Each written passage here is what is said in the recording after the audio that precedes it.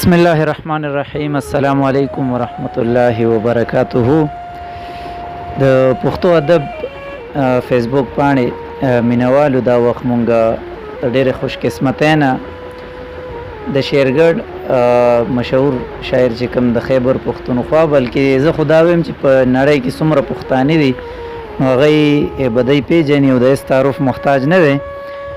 زمون ډېر خوږ زلمی شاعر خوږ ژبې شاعر محترم جناب ابراهیم تاج صاحب مونږ هغوی سره ناست یو او ستاسو په خدمت کې به انشاءالله دوی سره خبرې اترې کوو او څه شعر و شاعري به هم تېرو. السلام علیکم محترم. وعلیکم السلام. وروره ډېره زیاته مننه ستاسو د راتګ خوشحاله اوسئ. ډېره مننه محترمه چې تاسو مونږ له ټایم راکو او داسې یو کمزوري پاڼې دپاره تاسو دومره قیمتي وخت وښکو نو یقینا چې تاسو د لوی نظر مالکي ښه جي نو خبرې اترې به هم کوو خو زه دا وایم چې ملګري مخې سره د شعر و شاعرۍ نه ستاسو سره لطف اندوز شي نو د نورو خبرو اترو نه تعارفي خبرو نه پس که تاسو لږ مختصر غونتی څه کلام هم ووایي اول خپل تعارف ملګرو سره وکړئ. ښه اوس تاسو خبره وکړه د شیرګړ یم او ابراهیم تاج یم بس دومره زما پېژندګلو ده. شعرونه به درته ووایم چې های های او افسوس ته دې له دې نه سړی وګوري های های او افسوس ته دې له دوی نه سړی وګوري ژوند ته چې د وروسته زاویې نه سړی وګوري او پلار مې په یوه قلا کې شپږ ورونه پریښي دي پلار مې په یوه قلا کې شپږ ورونه پریښي دي تا پسې د کمې دروازې نه سړی وګوري پلار مې په یوه قلا کې شپږ ورونه پریښي دي تا پسې د کمې دروازې نه سړی وګوري او سترګې تې وباسم تماشه کوه ښایسته یاره سترګې تې وباسم تماشه کوه ښایسته یاره تا ته خو داسې د نږدې نه سړی وګوري او شمه داسې سوځي لکه شمه داسې ښکاري لکه سوځي د پرې په اور شمه داسې ښکاري لکه سوځي د پرې په اور ژوند ته چې د وروسته زاویې نه سړی وګوري. او مننه او مینه دې ضرور کړې د تاجه دروغ مه وایه مینه دې ضرور کړې د تاجه دروغ مه وایه ستا خو چې د مخ د اندازې نه سړی وګوري. مینه دې ضرور کړې ده مننه مینه دې ضرور کړې د تاجه دروغ مه وایه ستا خو چې د مخ د اندازې نه سړی وګوري.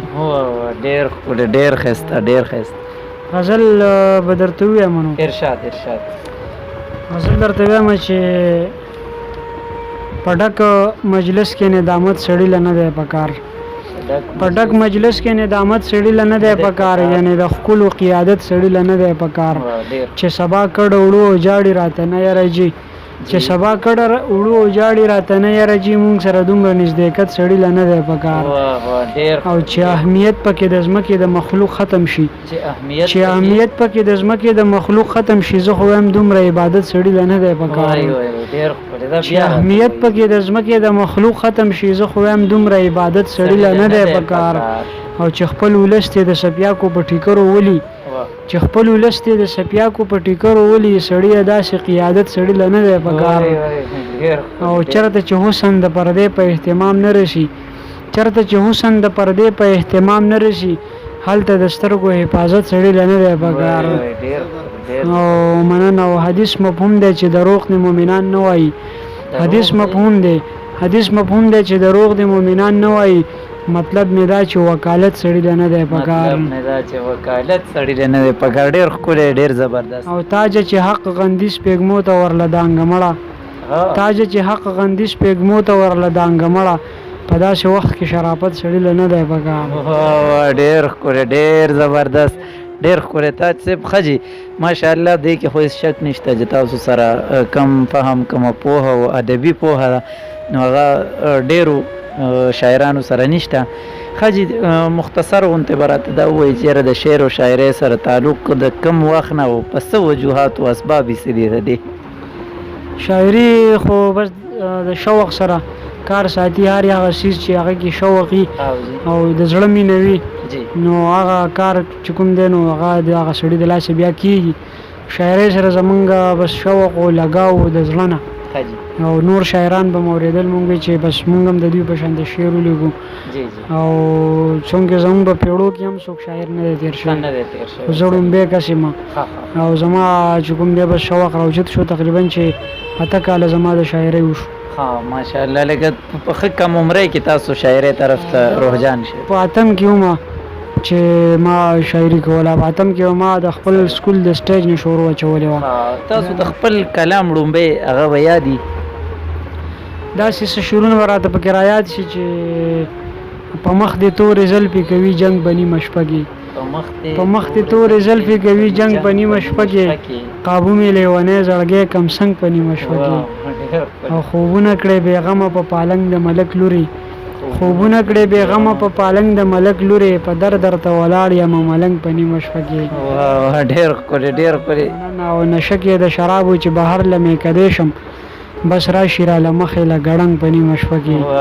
زه غواړم چې ځان په خړ سیلاب باندې لا وکم، چې تاج ستا د غمه شمه تنګ په نیمه شپه کې. ډېر ښکلې ډېر ښکلې ډېر زبردست. تاج صاحب په شاعرانو کې چا سره ډېر زیات محبت ساتئ؟ څوک مو ډېر زیات خوښ دي او استاد څوک ګڼئ خپل؟ استاد خو ټول مشران شاعران استادان دي چې له چا سره هم په ادبي غونډو کې ناست یو. ټکی یې نیم هم زده کړی دی، که داسې ټکی نیم نه وي نو خو د هغوی د شاعرۍ نه مونږ زده کړه کړې ده. نو زه به ووایم چې ټول مشران شاعران چې څومره مونږ لوستي نو هغه زمونږ استادان دي. بل د خوښې د شاعر خبره ده، نو په ځوانانو شاعرانو کې به زه د رضوان الله شمال صاحب خبره وکړم چې زما د زړه نه خوښ شاعر دی، د هغه شاعري به ما ډېره ښه لګي. بل حسین احمد صادق صاحب دی چې زمونږ استاد هم دی، او زمونږ بس لکه داسې ده چې روحاني پلار زمونږ حوصله ده او زمونږ ډاډ دی. ډېر ښکلی.